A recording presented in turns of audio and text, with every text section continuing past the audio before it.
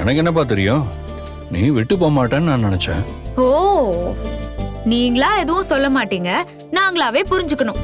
அப்புறம் உன்னை யார் அப்படி புரிஞ்சுக்க சொன்னதுன்னு கேப்பீங்க. அதானே வசதியா இருக்கும். என்ன அதானே? ஆரம்பிச்சிட்டியா? முறைக்கிறப்ப கூட என் பொண்டாட்டி அழகா இருக்காயா.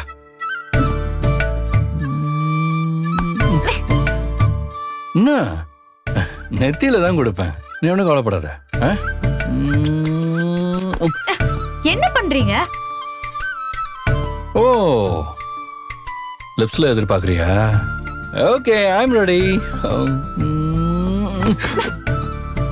என்ன உங்க வெண்ணிலா அப்படி இருக்கா? என்ன உடனே முகம் சுருங்குது? வெண்ணிலா அப்படி இருக்கான்னு மட்டும் தானே கேட்டேன். ஏண்டி, இவ்ளோ நடந்தும் நான் எவ்வளவு உன்னை பார்க்க ஆசையா வந்திருக்கேன், இப்போ இதே தான் கேப்பியா? அது என்ன, வெண்ணிலாவை பத்தி பேச்சு எடுத்தா மட்டும் பதிலே வர மாட்டேங்குது. வெண்ணிலா எப்படி இருக்கான்னு கேட்டா நல்லா இருக்கா நல்லா இல்ல இப்படி ரெண்டுல ஏதாவது ஒண்ணுதான் பதில் சொல்லிருக்கணும். ஆனா சார் எப்பவுமே மூணாவதா ஒரு ஆன்சர் தானே சொல்லுவீங்க.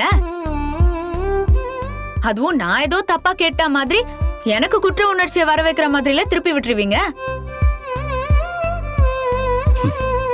என் காவேரி, நம்ம 2 பேரை பத்தி தானே நான் பேசிட்டு இருக்கேன். நீ இப்ப எதுக்கு தேவையில்லாம வெண்ணிலாவை உள்ள இழுக்கிற? எதுக்கு இப்ப நக்கலா சிரிக்கிற? முறைச்சாலும் தப்புன்றீங்க, சிரிச்சாலும் தப்புன்றீங்க. நீ நக்கலால சிரிக்கிற. பின்ன நான் எதுக்காக கோவப்படுறேனோ திரும்ப திரும்ப அந்த கோவத்தை இன்னும் தூண்டி விடுற மாதிரியே பேசிட்டு இருந்தா என்ன பண்ணுவாங்களா? சரி சரி, இப்ப நான் என்ன பண்ணணும் சொல்லு. சொன்னா செய்வீங்களா? சொல்லு, அப்பதானே செய்ய முடியும். வெண்ணிலாவுக்கு ஞாபகம் முழுசா திரும்பினதும் சொல்லு. ஞாபகம் முழுசா திரும்பினதும் இல்ல வேண்டாம். என்ன தாண்டி உன் பிரச்சனை? வெண்ணிலாவுக்கு சரியான உடனே வீட்டை விட்டு வெளியே அனுப்பி வச்சிருவேன் காவேரி, ஓகேவா? நீ தாண்டி எனக்கு உயிர்.